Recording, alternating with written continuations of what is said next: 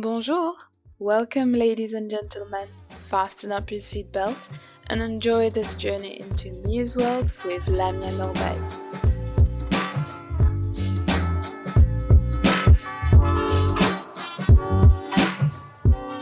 Hello, everybody, and welcome back to a new episode of Muse World.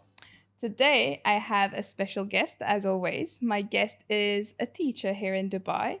His name is Tobias. Hi, mate. How are you? Super. How are you? Good. Thank you for coming on Muse World. My pleasure. Really means a lot. How are you doing? Doing good. Good? Doing all right. All right. So I think by now, and also because I explained to you, I like to dive into my guest early years because obviously you're not from Dubai, right? I'm not Emirati, as you might be able to tell. So tell me a little bit more about your early years and what brought you into teaching? Okay, so origin story time then. Yeah, let's go. All right. Okay, from the beginning, I grew up in the forest in England. Oh, interesting. Yeah, in a place called the New Forest where the king and queen used to go hunting. So had a wonderful upbringing there, but then kind of got a little bit bored of the forest surroundings and then went to the big city in Manchester where I studied engineering. Then got a little bit bored of being in a lab and also got into fire spinning and joined the circus for a year. No way. Yes. Hold on a minute. Hold on a minute. You do that? Yeah, so I did that for a year, travelled around the UK, so cool. Middle East and other places as well, spinning fire, getting dressed up in stilt walking costumes and parades and things like that, which was very exciting. Okay. A little bit more exciting than being in a lab. So after that point, I kind of got inspired by my brothers who taught English and travelled around the world for some years. So I decided to do that. Okay. In Spain, after meeting three amazing Catalan women on my year in industry. Okay. My Erasmus year for them. So I went there, had the best time ever and thought, yeah, I really like this. Let's move to Barcelona. So I did that. And the way that I kind of did that was to teach English as a foreign language. Okay. And then that kind of inspired moving to Japan. All right. With my ex at the time to see the world and experience more cultures, but also kind of via teaching English as a foreign language. So I kind of got my early teeth into teaching then and really enjoyed it. And then came back to the UK to get a proper job. Okay. After essentially gallivanting around the world. And yeah, did my PGCE and teacher training in the UK, which was probably one of the toughest things I've ever done in my life. Really? Yeah. Is it that hard though? Yeah. Okay. I didn't expect it, but okay. So to put it into context, and why there's kind of a bit of a teacher crisis at the moment is that imagine you have 100 people. Okay. Okay. After 6 months, 50% of those people leave because they find it too hard and too grueling. People that get to the end of that first year, another 50% leave. Okay. And then people that graduate stay in the UK between 2 and 5 years, and of that tiny bit that's left over, they either leave the profession or leave the country. Okay. So of those 100 people, there's about the equivalent of 2 of those people left in the UK still teaching. And then another 2.5, 3 people have either gone to different industries or gone abroad. And I am one of those statistics that left abroad. I was in the UK for 3 years, then moved to Spain, back to Spain rather, to Madrid. And then spent 3 years there and then came to Dubai 2.5 years ago. Amazing. I must say though, I never knew you were spitting fire. I want to see that. A man of many talents, Mia. I can tell. Because, one thing I do want to highlight is, I think, and correct me if I'm wrong, I feel like teaching here in Dubai is underrated. Like people think, oh yeah, it's a job that people come and just to be able to stay in Dubai. Is it true? Like a bit of a cop-out. Yeah.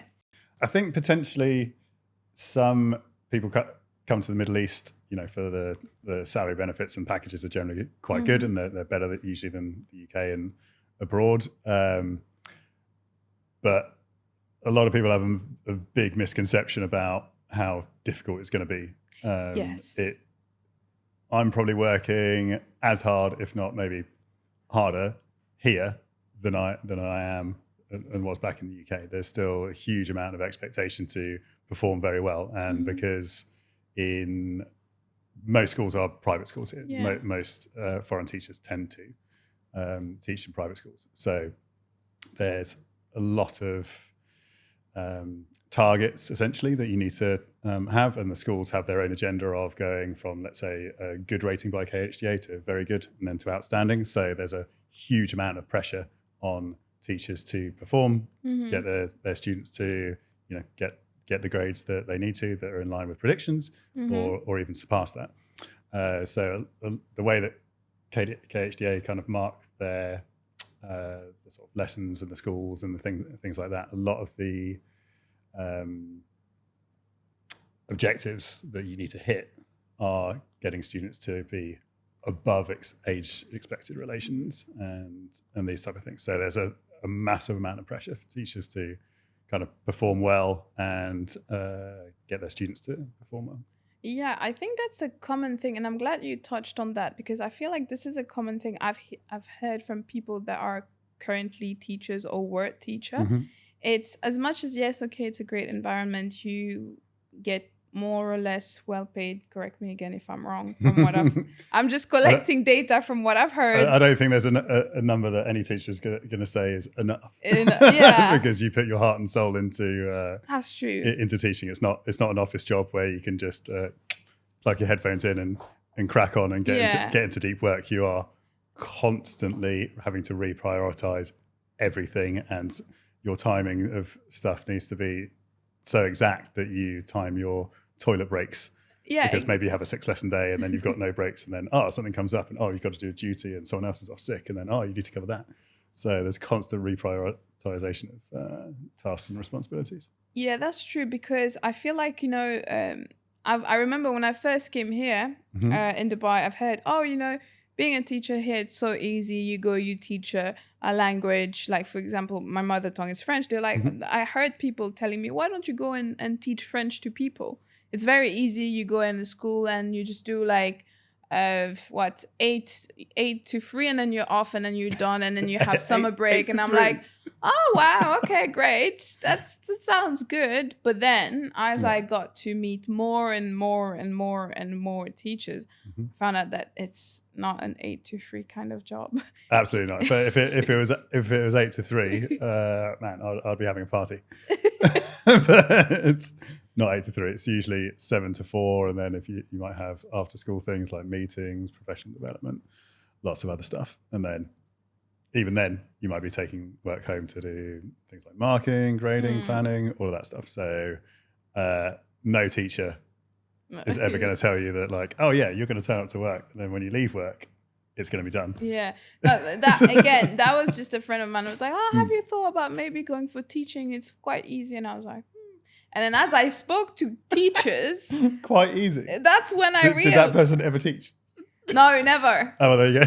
never. It was just a random person a random person. It was someone that I met, and we were talking, and then because I was in real estate, and I was telling, it can be tough because you're on a commission based only. So there are months where there's highs and there's months where there's lows. Yeah. So it can be like, it can work on your mental health a lot. And then 100%. That's when that person I was talking to was like, oh, but have you considered maybe doing teaching, because your mother tongue is French and you get a salary and it's the working hours. And I was like, interesting. So before even taking the step of going and getting a course done, etc., and actually sat down and talked to people who were currently teaching, I realized that it's not that easy like that friend framed it to be. And I was like, yeah, it's not what people think it is. Yeah, they sold you a very nice story, didn't they? Like, good salesman, it sounds like. Exactly, 100%. Oh, he sold me the job. I was like, That sounds good. 8 to 3 plus 3-month vacation.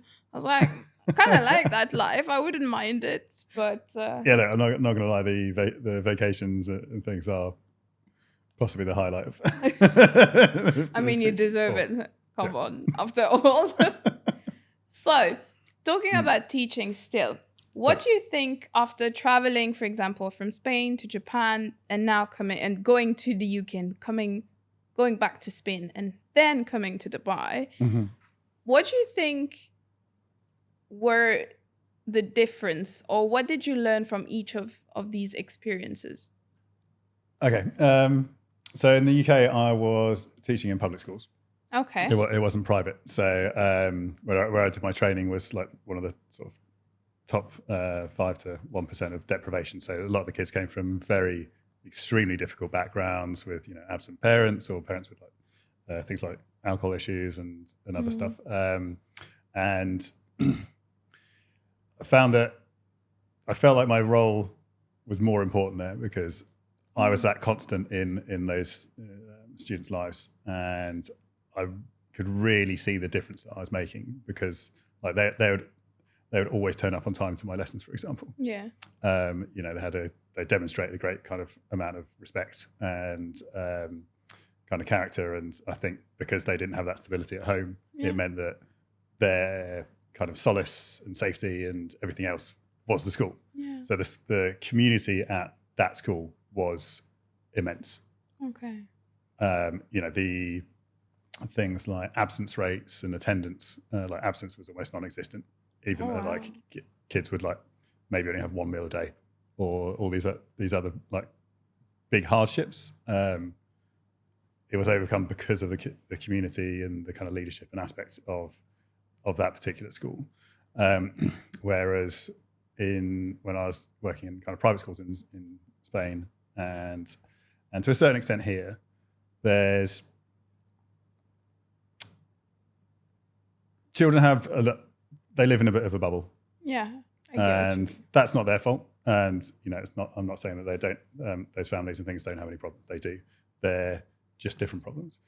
So where there's kind of neglect in backgrounds of students that come from, you know, like real hardship and things like that, it tends to be that the absenteeism of their parents can be a little bit similar in the private environment as well, because you know, parents are usually working really, really hard, like usually very long hours to be successful. You know, that's not uncommon, but I see more of a reliance on things like you know, iPads and nannies and other things like that. Yeah, I get it.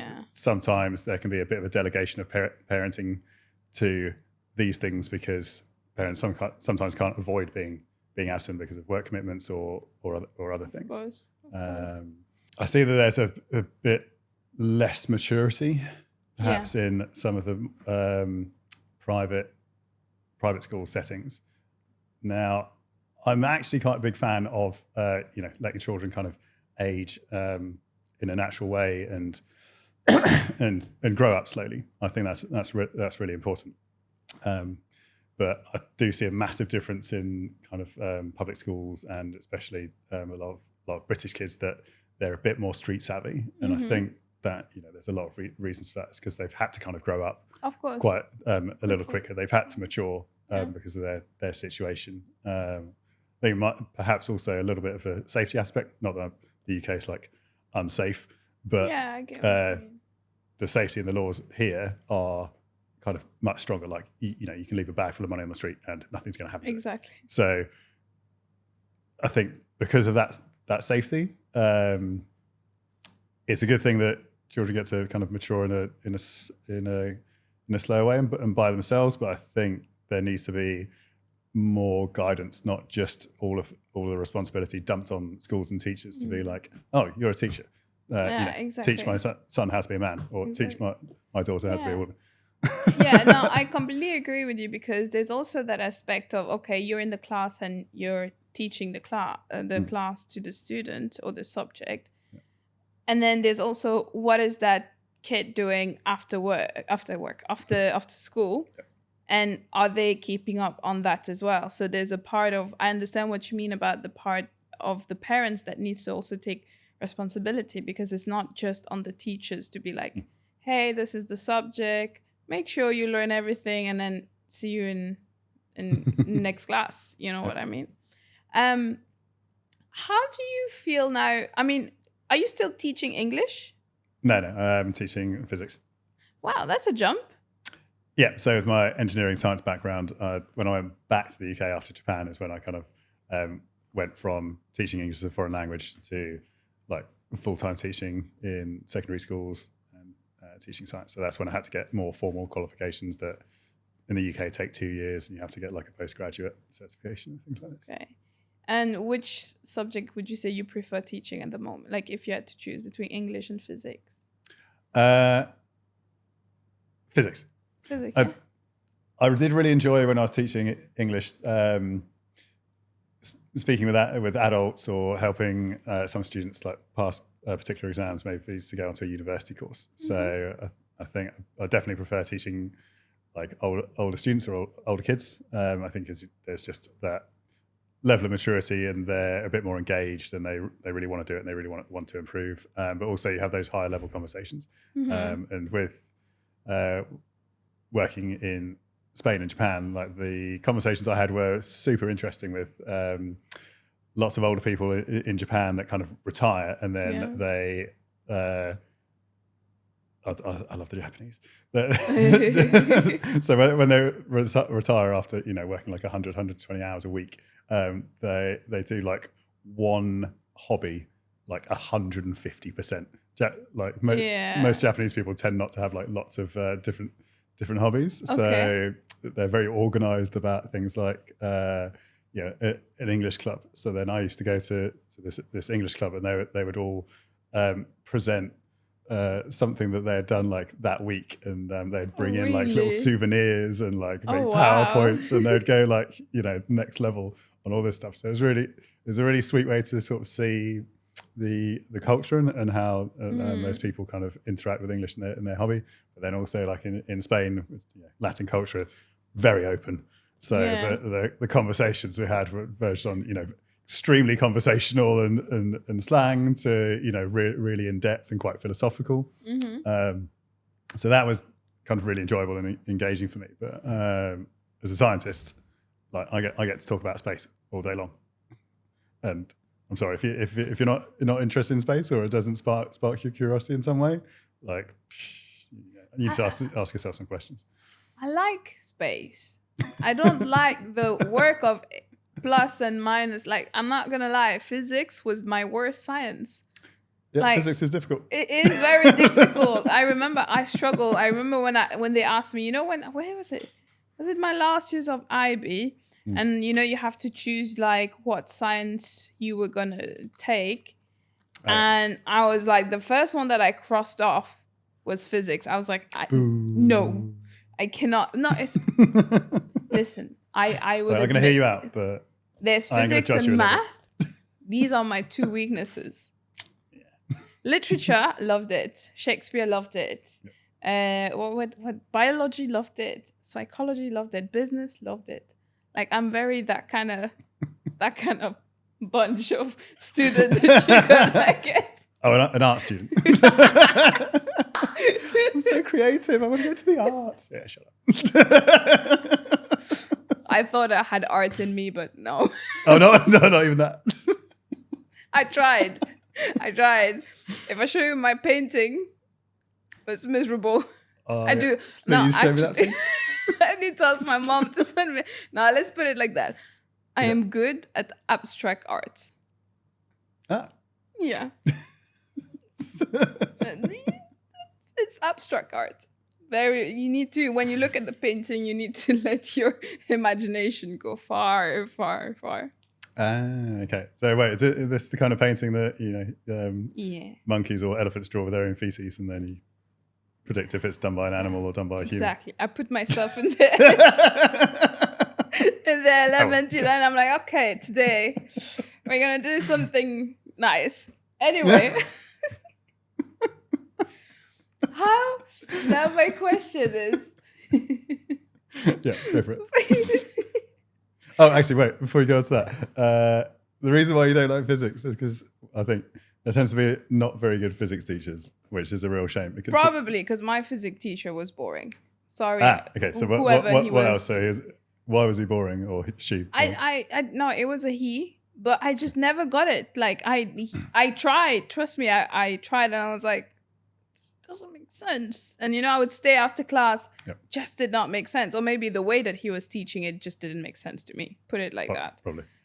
So yeah, that would be it. But I want to know, how do you deal with kids? How many kids do you have per class? Per class. Kind of depends. So between 15 and 30. That would be from different age group.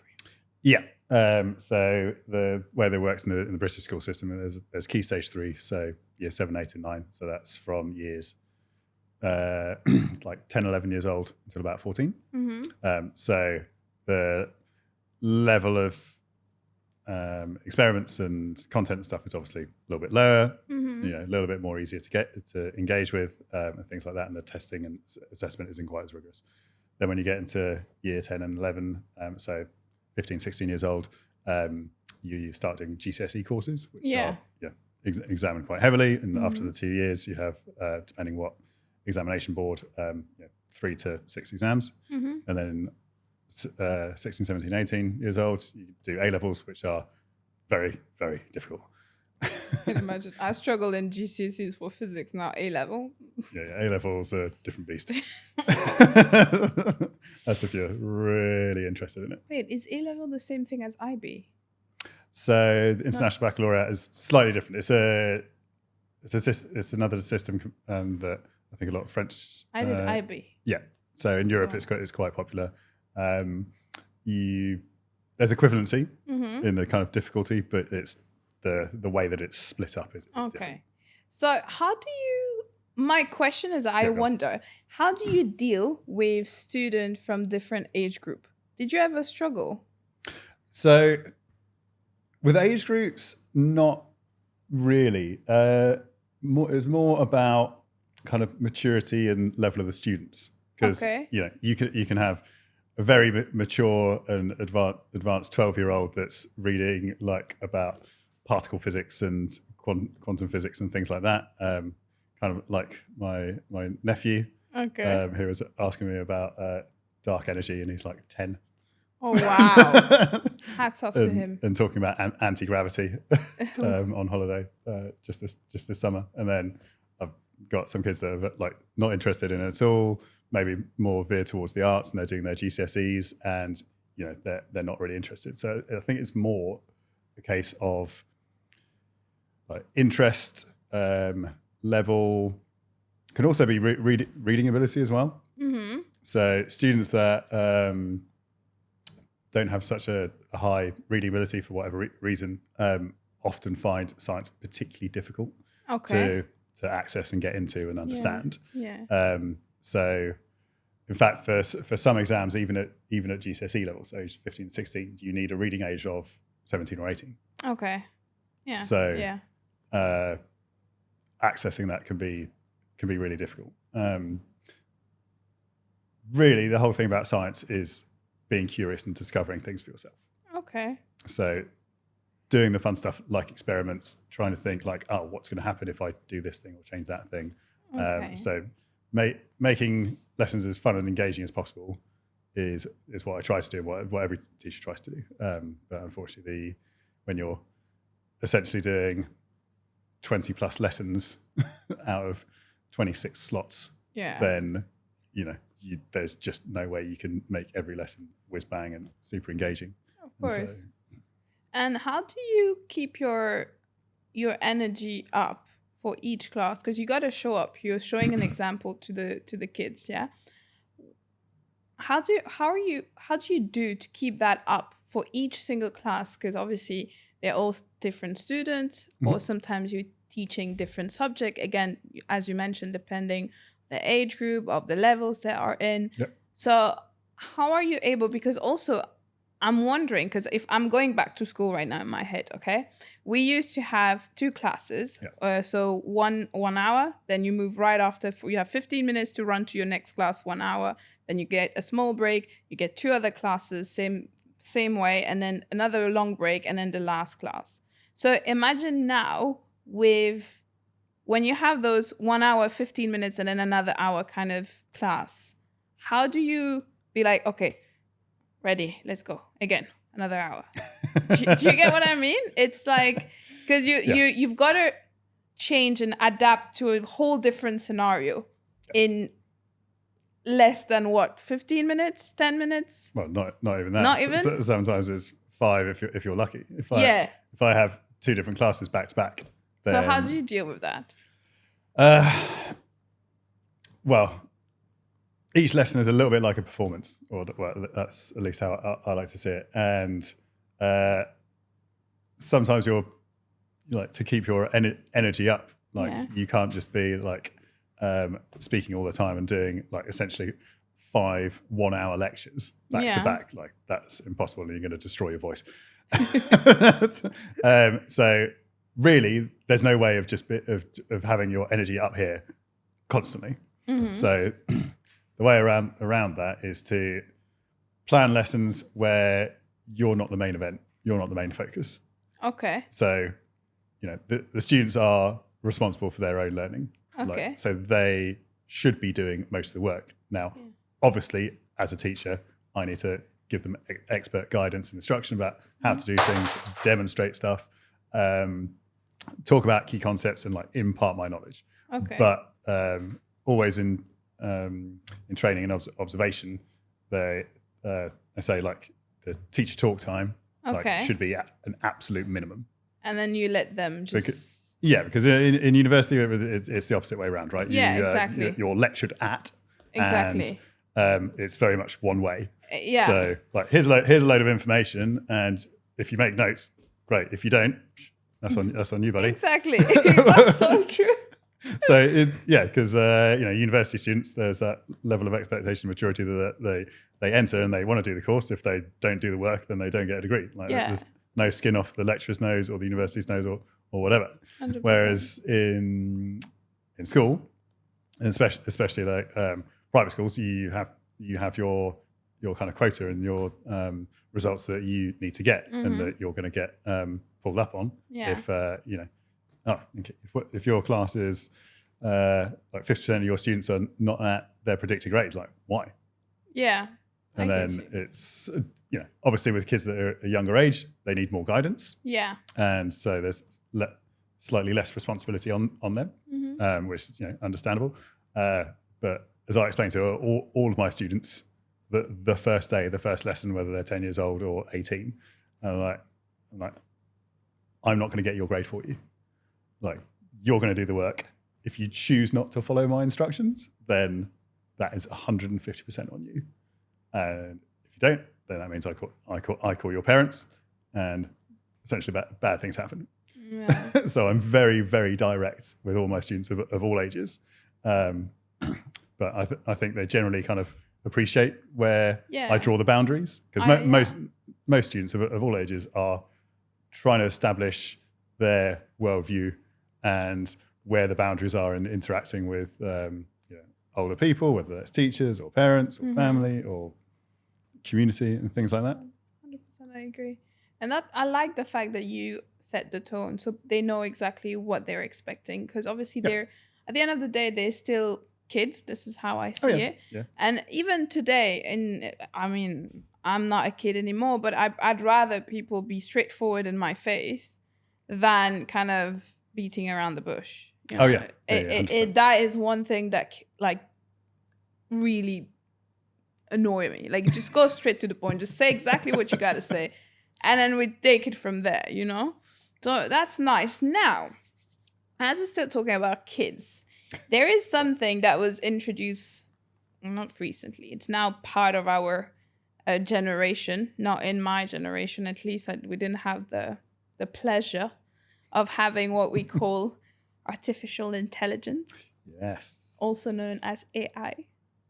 Do you know that? Directly known as AI, isn't it? That's what it stands for. Do you know that I literally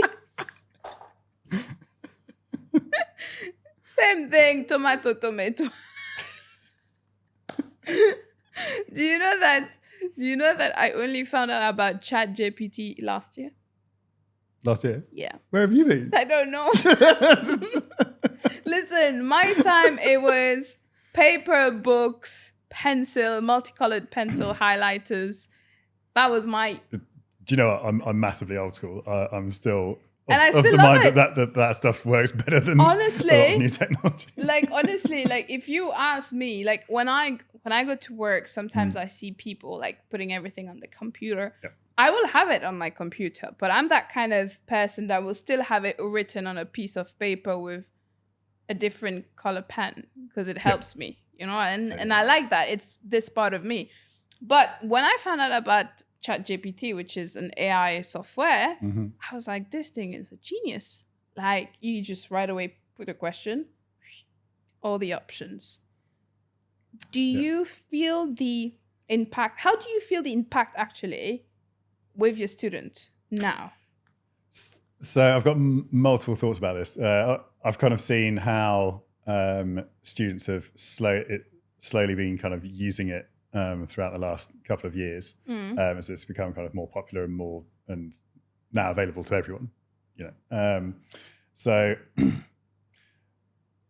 I think with a lot of people, AI is great for doing a lot of the heavy lifting, but in particular courses that are more coursework based, I've seen students kind of essentially cheat and plagiarize. They type in the question to whatever assignment they have, and then it generates a lot of very good stuff.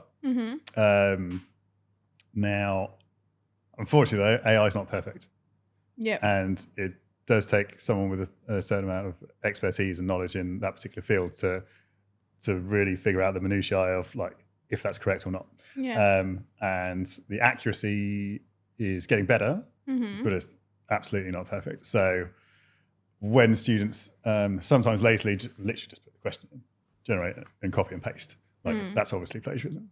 And it's very easy for a teacher or someone with expertise to detect, comparing someone that could barely put together a couple of paragraphs, and now they've generated a 2,000 word essay that's perfect grammar and all the rest of it, and using lots of very sophisticated words. And then so when I've gone back to check them, I'll say, okay, what exact aspect of I don't know, jet propulsion is crucial, because you've mentioned the word crucial 8 times. And they're like, it's gotcha. the wheel of death kind of thing. Gotcha. Yeah. So then with these things, it's very easy to see what that they have used it, and then so I've had to kind of reinforce, if you submit this, that's plagiarism. You get a 0. You might get thrown off the course. Yeah, I agree. I mean, again, for me, this is my take on AI. I love the fact that AI is here to enhance our make life easier. Let's just put it like that. Oh yeah, 100%. It does. It helps you with a lot of things. Now you don't have to go through. I remember my time when you were doing a research, you had to read 1,000 articles and then to kind of understand what the whole thing is all about. Now you just put one word on any AI software and you get the whole explanation sent to you, and it's okay, now I can read it in one page rather than reading 1,000 pages and understanding what was the whole point of that. But at the same time, my concern is how much intelligent is it taking for a kid to actually understand it? Yeah, so this is the thing. I think a lot of teachers and maybe people that are quite new to AI think that it's taking away from the learning experience. And to a certain extent, I think that they can be right. However, it's a little bit like when Google and the internet came to being. Yeah. Lots of people were like, well, that's making you kind of not understand library systems and looking up books and then critically analyzing books and their biases and things like that. Yeah. So, with every introduction of any technology, there's going to be people that use it badly.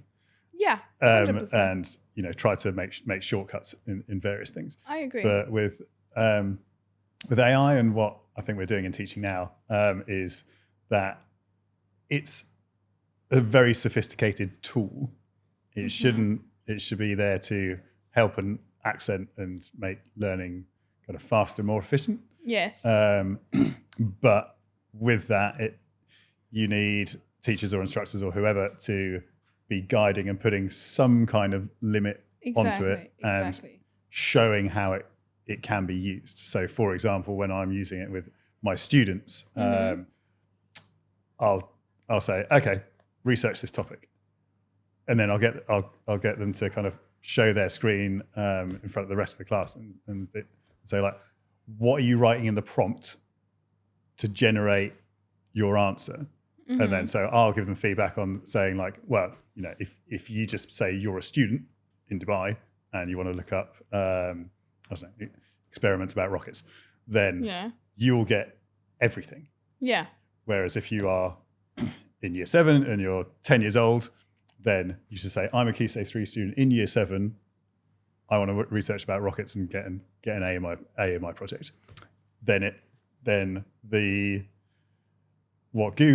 Similarly, what Google does, when you put that prompt in, you'll get a load of pages. Whereas AI will take the information from those pages and synthesize it in some way. So now that filtering process happens by you saying a more sophisticated prompt with more details. So the more detail you put, the better that your results are going to be. Okay. So if it's more generalized, then it's going to give you loads of stuff. But it might give you loads of trash stuff or not the right sources or not the right information and things like that. So that's where the inaccuracies come up. So when I'm asking my students to use it, I might say, in fact, I did this for an observation lesson the other week.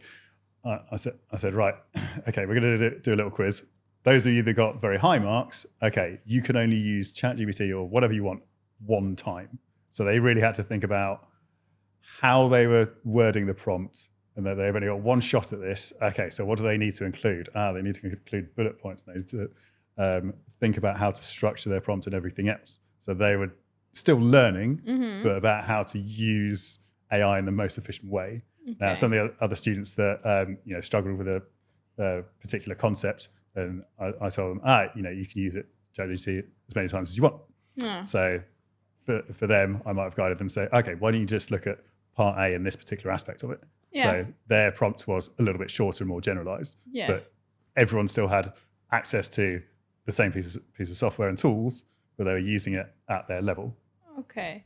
I mean, that's such a smart way of using it because honestly, I feel like I hear certain people, I'm speaking for the general audience. Some people might not think like that, but I'm just saying, I'm thinking of like certain people that must be thinking, oh, AI should not be allowed to certain, to kids because obviously they're not working, they're not really processing and understanding things like they should be.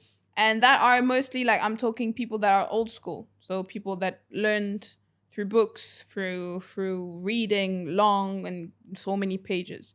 Then you got the other side of people who are now really for AI and for the tool itself and see how it's enhancing lifestyle for everybody, not just kids, but everyone in general. Yeah.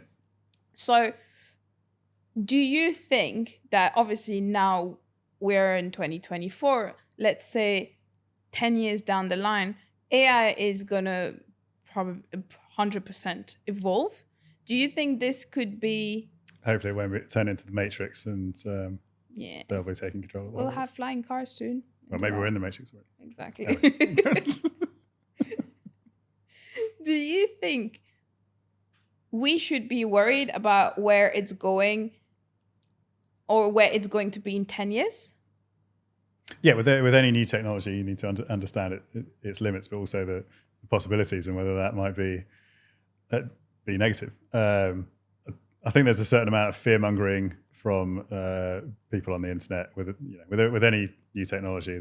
There's always some things that are overblown, but I'd like to think that maybe some of the science fiction that talks about AI, particularly like Isaac Asimov and other popular authors and films, that it won't turn into something like that. But we need to understand that if you have the cumulative knowledge of the entire human race and history in one entity, that's a potentially problematic thing. Now, I don't think that's going to cause any major issues. But I'm a teacher in Dubai. I'm not at the forefront of AI. I use AI a lot.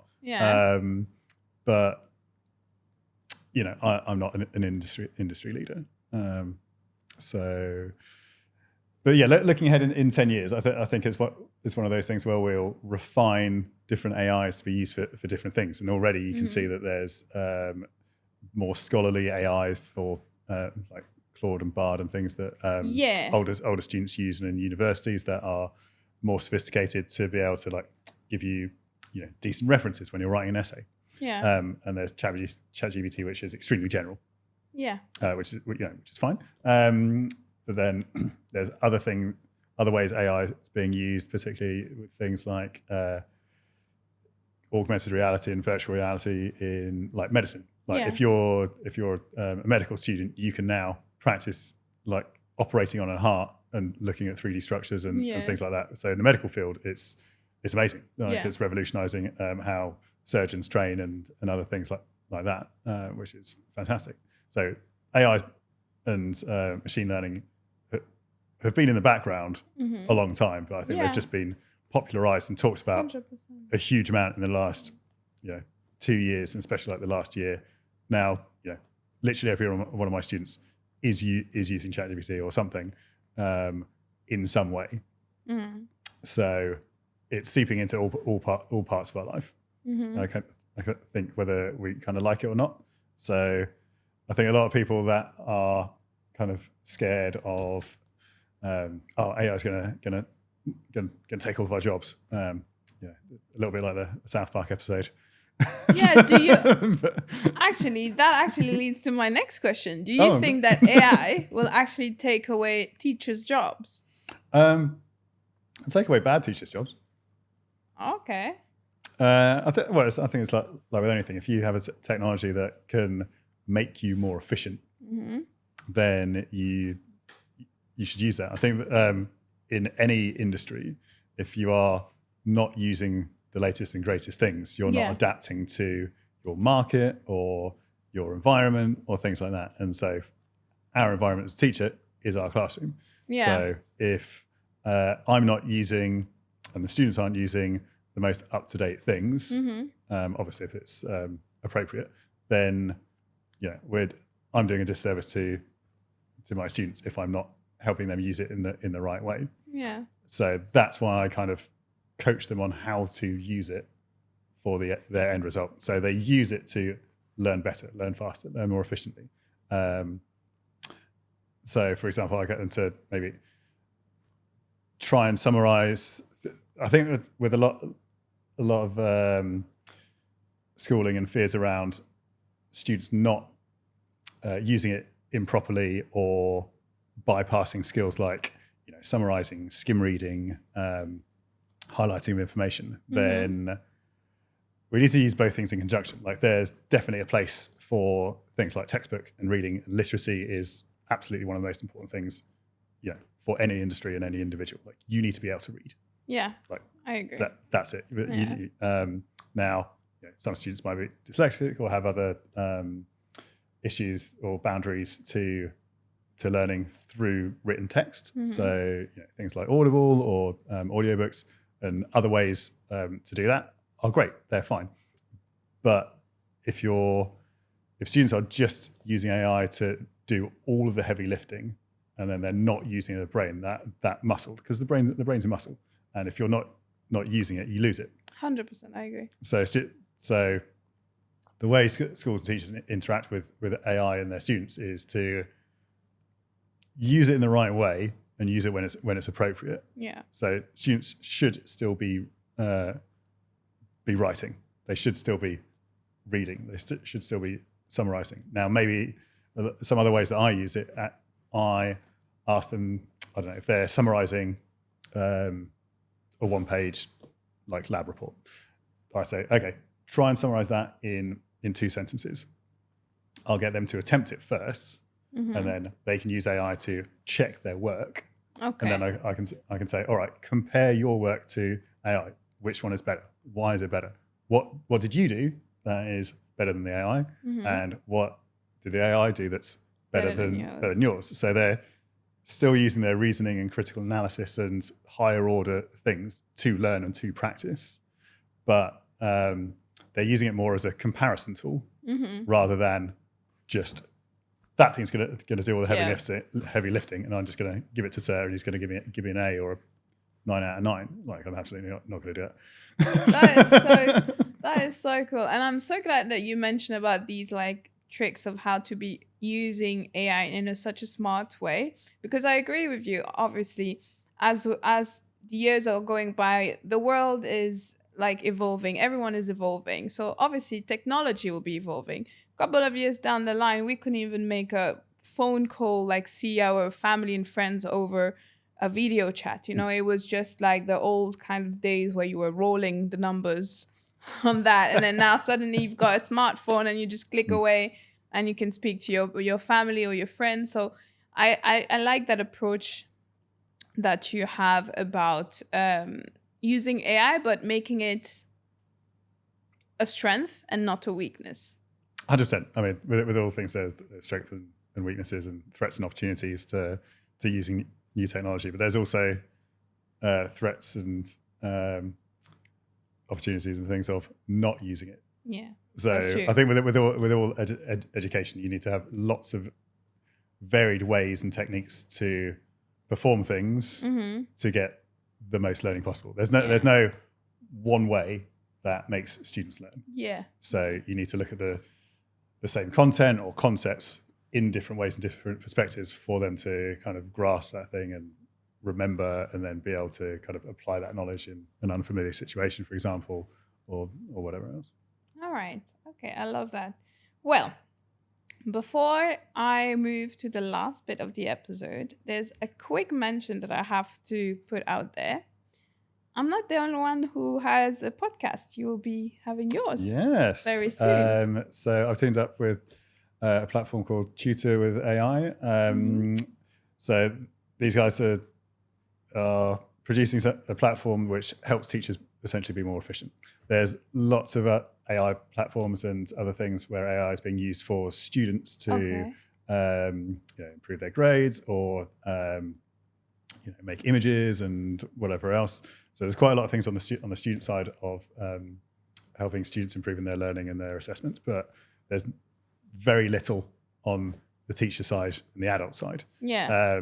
And because most teachers, their time, well, like with everybody, time is their most precious resource. Yes, 100%. So being as efficient as possible with time is super important. So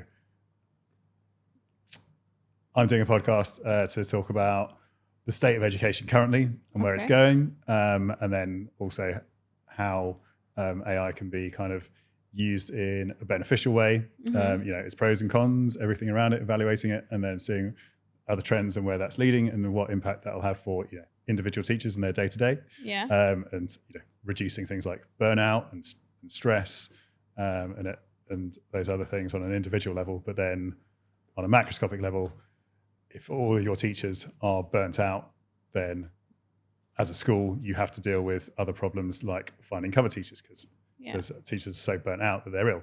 Yeah, that's true. Or they're true. taking the longer absences, not just one day here, one day there. It might be weeks or months due to mental health issues, wellbeing issues. So on a macro level, it's super important that teachers like their jobs. Yeah, and to do that, 100%. Like in any job, you need to feel valued. You need to feel that your time is useful. You don't want to be constantly stressed out and 100%. Then have to take 2 hours worth of work home every day after an 8, 9, 10 hour day. That's really difficult. Yeah, of course. Because you're interacting with hundreds of students every day, and you need to be really perceptive and on it to like keep 30 kids engaged for an hour. So keeping those energy levels high with that. I think also we're trying to tackle a bigger problem of things like staff retention. Okay. If you're a teacher and you're burnt out, lots of people move to different industries. Yeah, that's true. I've seen that. Yeah. So in fact, right at the start of our conversation, I was speaking about those imaginary 10 people. Mm-hmm. So many people leave the profession, and particularly in the UAE, roughly about 20% of staff leave schools every year. Yeah. Now that's for a variety of reasons. That's not just from burnout. That might be because they're moving country, moving school, but a large part of it is moving profession. That's true. I agree. So, there's a world shortage of teachers. Yeah. And there needs to be a concerted effort on many parts of things like government, schools, and everything else to keep teachers teaching and teaching well. Yeah. And that involves having a good work-life balance and being efficient with time. So, we're trying to That's amazing. maximize that time so you can teach well, do a good job, and then go home and do whatever you like. That is so nice. And is it live already? Or are So you working on it? The platform's live. It's in its beta stages at the moment. So Okay. we're hopefully going to. We're looking for an investment and got quite a lot of interest. Mm-hmm. So we're looking to go into some schools and do beta testing like very soon. Podcast, we've done our first episode, and we're going to start doing a few episodes very soon. Okay. So we're just getting that edited and put out. Yay. So that was an extremely long answer to your initial question. No, I actually love it. I mean, I love the concept behind it, and I love the fact that you were able to find the problem and you are now looking for a solution for everyone, because you're also you've been in that field long enough to be able to be like, okay, right, that is the issue. How do we find a solution? Let's go, And I wish you all the best with this. Thank you. I'm looking forward to see the progress about that, because I feel like this is such an interesting thing to dive into, because I'm not going to lie, I've heard a lot of negative stuff coming from teachers. Like, I'm tired, I'm burnt out, I don't want to be a teacher anymore. I don't feel respected in terms of like the hours, and there's no work boundaries. A lot of people I've found struggling, like you said, mental health. Yep. So Big problem. I think, Real big problem. Yeah. And quickly, before we actually end the episode and I close that, I'm so happy that you mentioned that mental health in education, being a teacher. Yeah. How do you deal with that? How do I deal with mental health? I've definitely suffered from burnout, being tired, like real imbalance in work-life balance, particularly during my training years. It was one of the most overwhelming things that I've ever done. I think if you become a teacher and you want to be in it for the long haul, like you really need to have a passion and a vocation, and be willing to kind of put your blood, sweat, and soul into teaching. That being said, there is a boundary and a level that needs to be respected by schools, governments, parents, and students as well, to see you as a human being and like not totally infallible. And 100%. so I think a certain amount of realignment with expectations needs to happen, and this kind of almost sales mentality of some schools just needs to be thrown away. Okay. Like a complete in the future I want to completely reimagine education, because this model of education is 150 years old, if not more. And does it work for most people? Yeah, that's why it's still successful, and that's why it's still copied and emulated around the world. But I think there's definitely space for things like Waldorf schools and Montessori schools and other methodologies that could be used to help in learning. I think AI could be a nice tool, a sophisticated tool to helping all of those things in this new modern world that's evolving at an ever increasing rate. But with regards to coming back to the main point of your question, the mental health things, seeking help, speaking to like heads of department, other teachers, senior leaders within the school to highlight and make them aware, like, this is too much work, or these extra responsibilities that you're asking us to do are going to negatively impact our mental health. So having open conversations and an environment that's not top down and toxic of you must do this thing, otherwise you're fired. I get what you rather mean. that, and more conversations holistically around we're thinking of this initiative. What do you think is going to happen? Because look, there's so much wisdom and knowledge with a teaching body of teachers, but can be a very big gap between leadership and trying to come up with the new best initiatives for school, which is all very well intentioned, but then when the road to hell is paved with good intentions. So I get you. When these things aren't kind of consulted with the teaching body and the people on the coalface and the front lines, then that disconnect just gets larger and larger. Yeah. And then that creation of resentment and unfairness and everything else gets worse and worse and worse. So this open dialogue and potentially that flattening of hierarchies to make things more conversational and more feedback between senior leadership and teachers to really understand like how it's going to impact students and teachers and the whole school itself should be had. Because there's a lot of complaints from teachers are that we get told a lot of things to do, and it's just, can you do one more thing? Can you do this thing now? Oh, it's another week. Can you now do this thing as well? So, can you now do this thing as well? As well, you've asked me to do 10 extra things now, and that's another 4 hours on top of everything else I want to do. So either I do everything fairly inefficiently, and I have to take things at home, which I shouldn't have to do, or I have to reprioritize, and that thing I don't do anymore, or I do badly or inefficiently.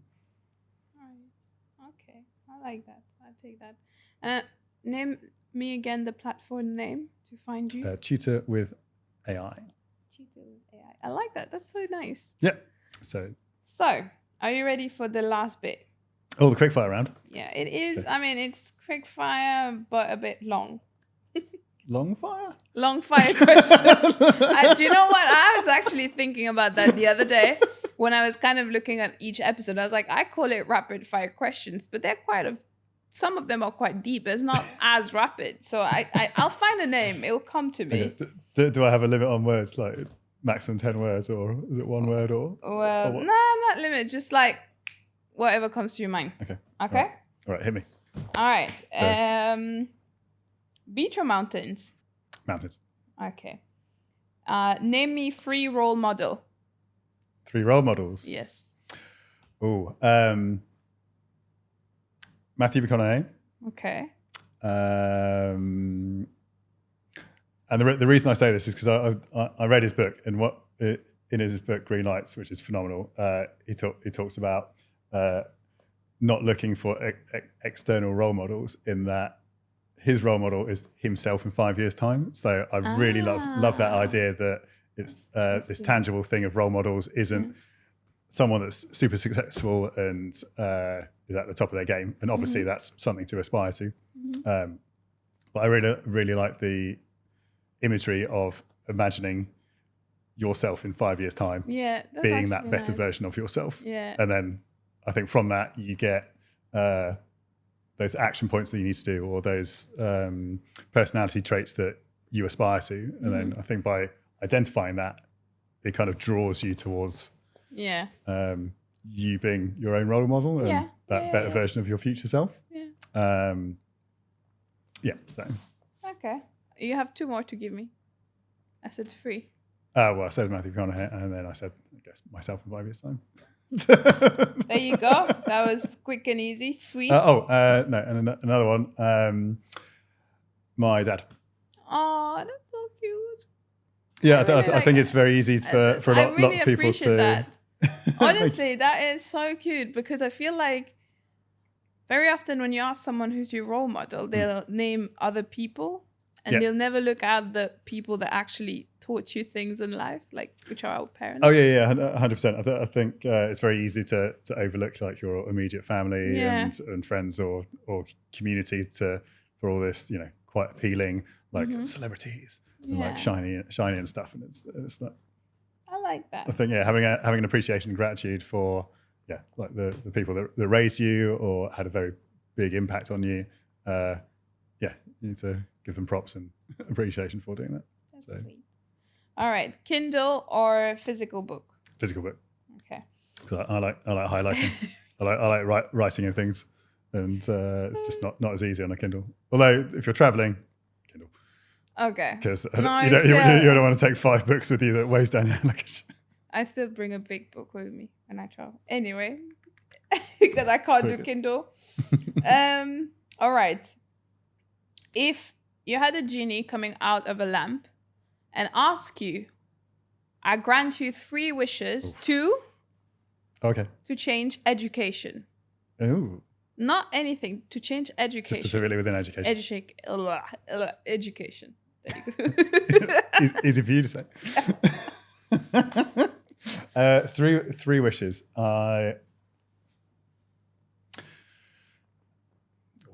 This is a really, really good question. I'm trying to formulate the 3 best answers. I'd wish for teachers to have more autonomy in the way that they do things and less oversight. So essentially kind of more trust as, a professional and expert in that field, because there is often a lot of micromanagement or unnecessary oversight. And I appreciate that, students are the joy of their parents, but I think there needs to be more trust in teachers teaching well, rather than constant kind of oversight and criticism. I think there should be a reframing around how schools are in terms of this potential similarity with things like, I think there's quite a funny joke that compares prisons to schools. Okay, yeah, I get you. Yeah. No, there's bells. You have to be at this place at this time.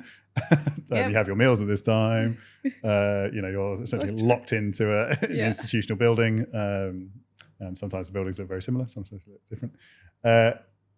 Having a more creative environment around where students are more autonomous, and so with autonomy you take responsibility yourself. So obviously there needs to be guidelines and advice from teachers and tracking all these things. I'm not saying it should just be free reign, but I think with the kind of classic lesson by lesson, you've got 6 lessons. You're going to go to English period 1 and maths period 2 and science period 3. I understand there needs to be structure and allocation of resources and teachers, but I feel like there's just a better way of making this happen that isn't a complete burden on teachers and staff and isn't boring and laborious and monotonous for students as well. Wait, that was 2, wasn't it? Third one. I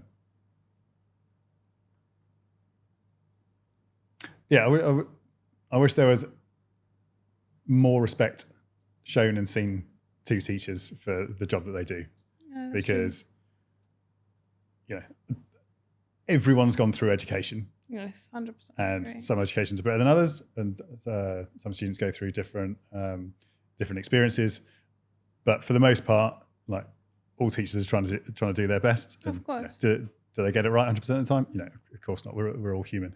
But I think if we start having a culture shift of back to, respecting kind of like your elders, and like if you're an apprentice, you would respect the master because they have that level of knowledge, that level of experience, and all of these things. Yeah. I think sometimes we're seen as a glorified babysitter. Yeah. Other times we're dumped with being a counselor, a parent, and then the fourth thing that I do is often teaching kids about physics. Yeah. So you get like different role in one day. Oh, like 100%. I think most teachers will tell you that when they're actually in the classroom teaching their subject, that's one of like third or fourth or fifth thing that they're doing in their roles. So I think just having that respect around teaching, and I think it's a cultural thing. When I was working in Japan, like I was called sensei. Oh, really? Yeah, and like that's like an absolute honor. But in the hierarchy of things in Japan, which is really interesting, like sensei's top. Okay. Yeah, of course. Yeah, and then the thoughts and kind of feedback and stuff from the parents comes underneath that. Yeah. And then the student comes underneath that. So I think, I'm not saying that teachers should be praised like prophets and gods, but I think having a more even playing field 100%. of respect will keep more teachers in the profession. If they're constantly undervalued. Thank you, sensei. That was really nice. I'll call you sensei now. I'm not going to call you by your name ever again. All right. Name me one superpower you wish you had. One superpower? Oh, teleportation. Huh. Every time. It's so nice, right? I love that one. Or flying, but then if you can teleport, you can fly. Okay. Are you mostly sweet or savory breakfast?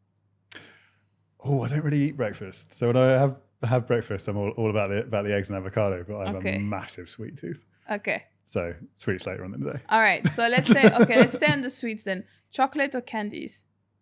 Oh, chocolate just. Okay. If you had to choose one country to live for the rest of your life. Oof. I think it might be Japan. Yeah. Japan?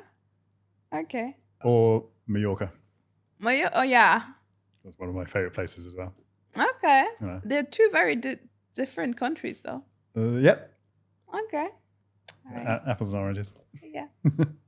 All right. My last one, and it's my favorite one. All right. If you could give one advice to your younger self, which one would it be? Oof. One piece of advice to my younger self. Take more action and fail fast and hard. Amazing. Thank you so much. Thank you very much. Thank you very much for your time. That was a lovely conversation. I expect you for a part 2 about another topic that we've been working on. Thank you for your time. It was lovely having you. I loved it. All right, guys. So on that note, I'm going to love you and leave you, and I'll see you in the next one. Bye.